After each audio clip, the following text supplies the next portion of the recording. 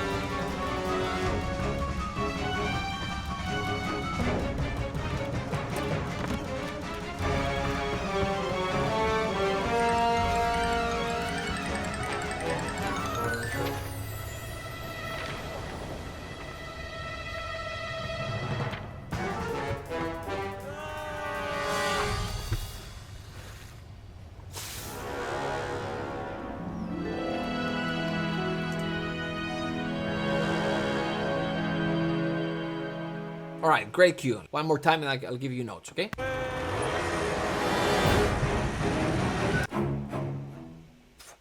This is a C sharp?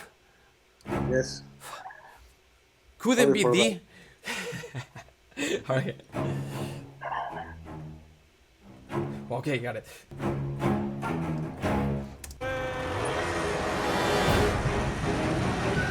So it has something there for the then ra-ta-ta-ta of the strings that it feels like this articulation. So short, mid, long. And so if I'm doing something like, see, if I don't let the note finish, then it feels, instead of if I was using this one. So what I'm hearing here is, it's like the release of that short note is not there and makes it sound a little bit, it's great, sounds great, but I think it would sound a little bit more natural and gain a little bit of bite if either you'd be using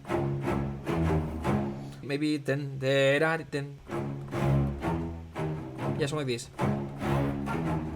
And the last one maybe long. Something like this, instead of... It feels like the note is not ending, and it adds that unrealism to that thing. Either that or use what you have and layer on top of that shorter attack. So that's one thing. Let's keep going.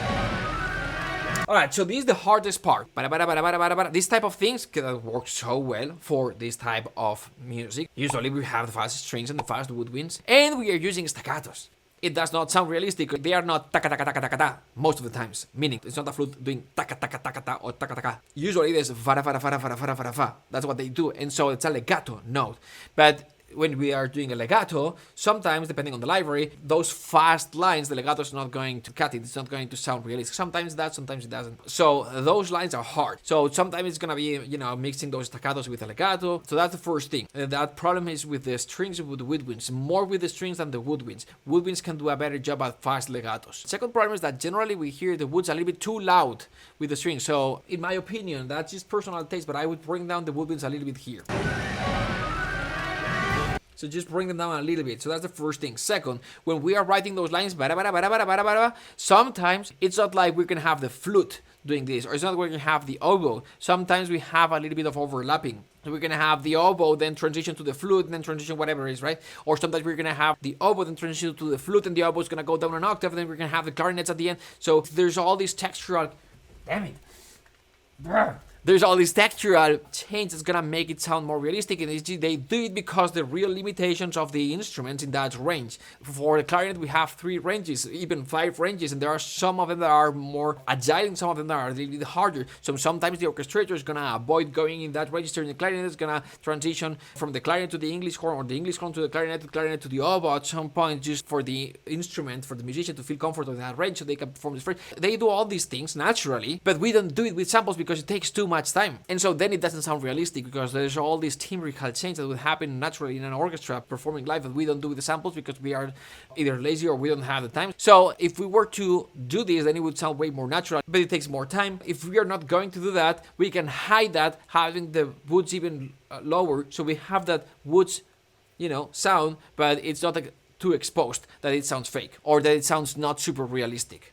So that's what I would say. Woods are hard. So if I have things like this, sometimes I prefer to build that. If I want the hyper-realistic sound, sometimes I'll prefer to build that with pre-recorded figures type of instruments than having to write each one of the notes. But anyway, let's continue. Just saying that this is hard, for a mock-up to sound good, and you have to put time. Solfa, di-da-dum. This flute, which is in this register.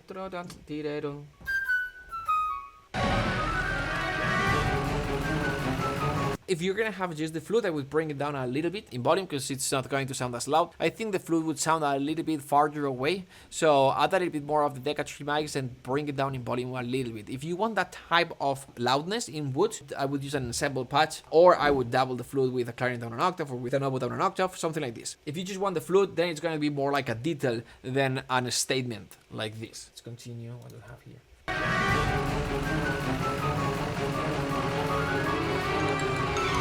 What is that? Is that violas?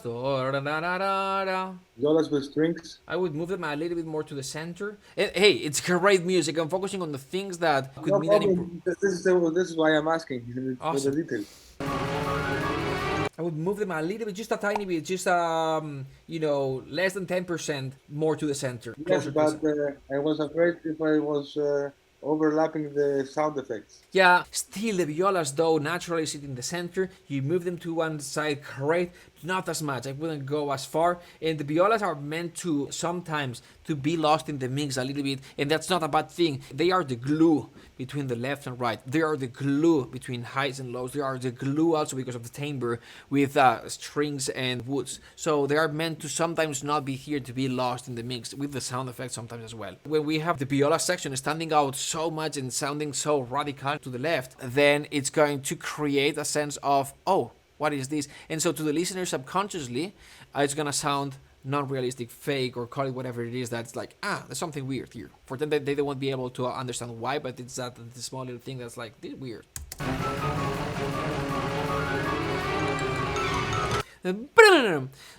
That moment, the balance between the violas and that moment is a little bit out of balance. Like if we have these two elements and the orchestra would interpret that the relative balance wouldn't be as, we would hear the descending run louder than the violas, or the violas softer in a comparison like this. And I can hear the timbre of each one, so I understand what's the actual dynamic. So if we have these two at the same dynamics that you've written and we would have them performing in a live orchestra, the relative difference between the volume of the descending run and the violas would be bigger. Meaning we have to bring down the violas a little bit and move them to the center a little bit. Trumpets. Alright, great, awesome. Trumpets in the mid-low register, that's okay. But dark tone, great, awesome. I think the balance is good.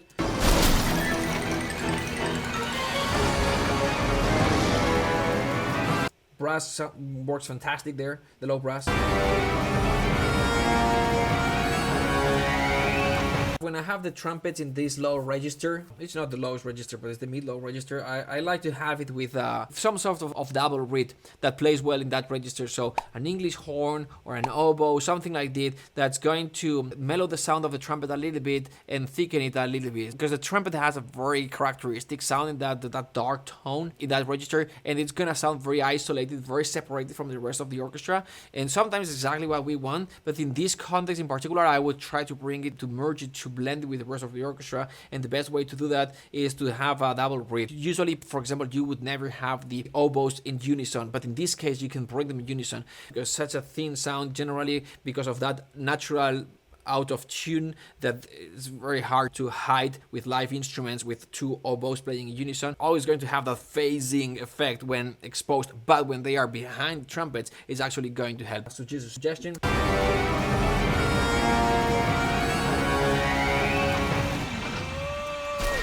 That part was great.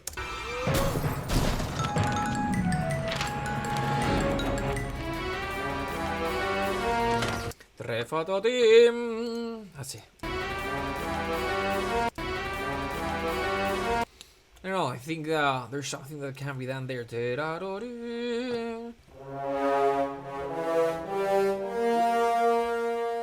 I think that if you layer a sforzato patch at the beginning of each one of these notes, that will make it a little bit more convincing. I think it's the attack of the note what makes it like, this is sounds a little bit samples.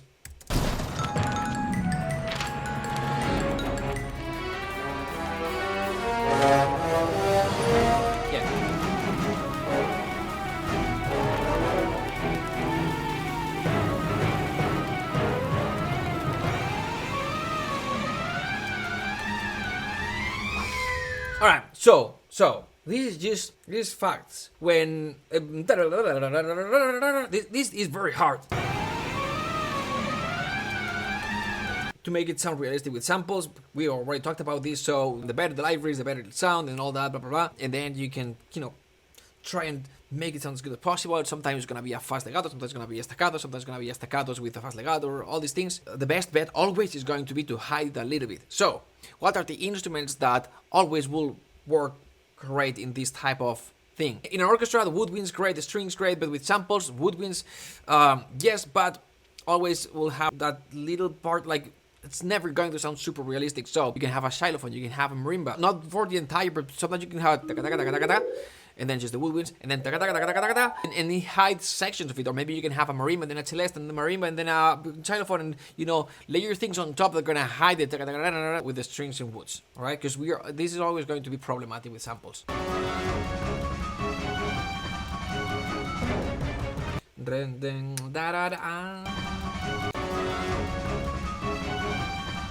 little bit lower in volume, those strings, those violins.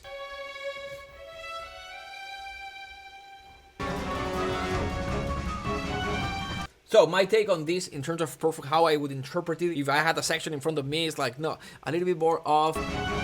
So I would have a little bit more of weight at the beginning, de, da, da, da. That's exactly, so de, down, and da, da, da. So I want a little bit of weight at the beginning of the note, go down, up, and then weight at the beginning of each note, da, da, da, instead of like, da, da, da.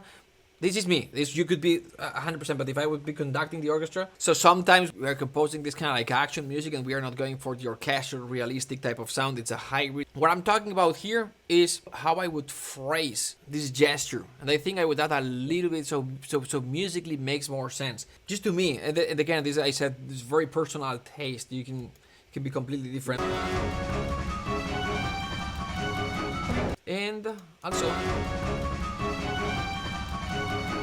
A little bit more of weight at that last kind of like G note, or the F, G flat or F sharp. This part is great. This is fantastic. That works great. Sounds fantastic as well.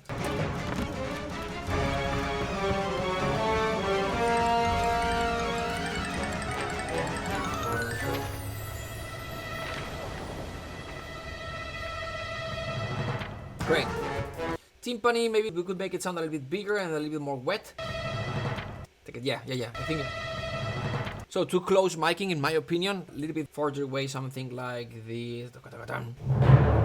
Right, it's like bigger sounding, and it's the same patch that you're using, but I'm using more of the Decatrin mics.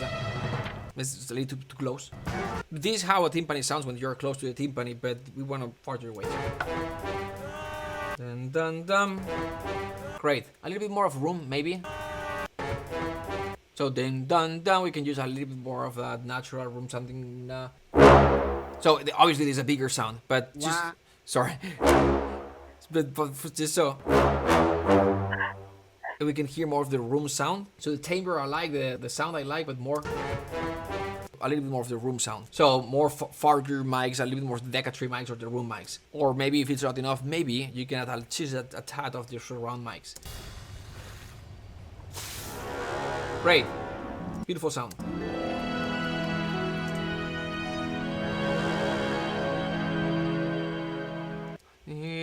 What's going on with it? Let me see. Let me compare.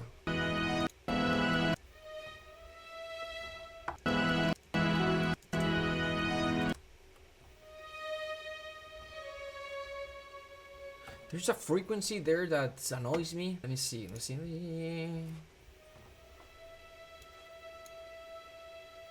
These are my strings. I'm trying to replicate the sound that I don't like from your string. Come on.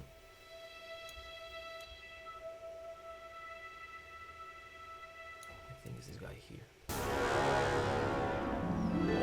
Yeah.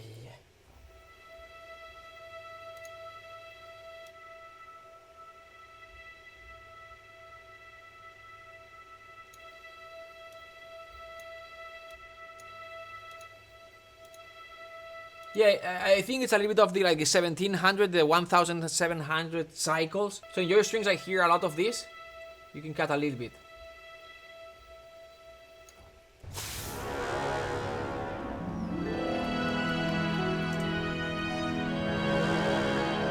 And you have them very, very...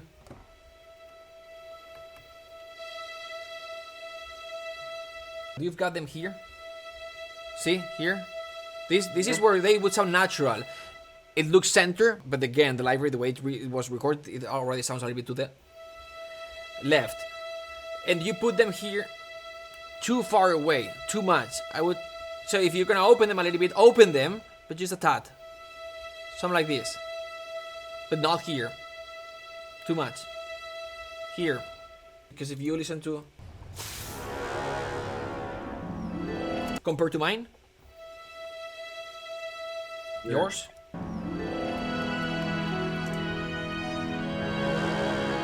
Beautiful. It's great music. Great music, by the way. Congrats. Yeah. Whenever a composer like me or someone gives you feedback, always obviously take the things that make sense to you, but when you apply them, always apply them the most subtle way possible, because the theory makes sense to us, right? The first time that I hear Dennis talking about whatever mixing technique, or Bobby talking about whatever mixing technique, I went in and I applied it in a way that was too drastic, and the result was the opposite effect that I wanted. Add reverb to the strings, right? And then we add reverb. But how much? Too much. This is the obvious example, right? But it's always subtle. It's like open the strings, open them like a 5% or 10% max. Just subtle, always subtle. EQ. But what I said about careful, because we've got a little bit of resonance here in the strings, blah, blah. It's like cut it a little bit, half dB, 2 dB, 3 dBs max. Hey, I hope that you enjoyed the video. By the way, I'm working on a movie right now. It's the craziest thing that I've ever done. Got the call yesterday. Thursday, today's Friday, the deadline is Wednesday. Which Wednesday? Next Wednesday. Director called me and is like, can you do it? It's a little bit tight. I'm like, no problem, man. Yes. So the different thing about this movie is that for the first time, I had to put together a decent team of composers, because there's no way to do it. 58 minutes of music, 6 days. So I'm doing this movie with another 3 Momentum students. So let me know if you'd like me to do a few videos documenting the journey. Obviously, I cannot post these videos till the movie airs, at least. But let me know if you'd like to know the process, how we did it, and how we worked as a team to make sure that the music is consistent throughout the entire soundtrack. Alright, catch you up in the next one. Bye.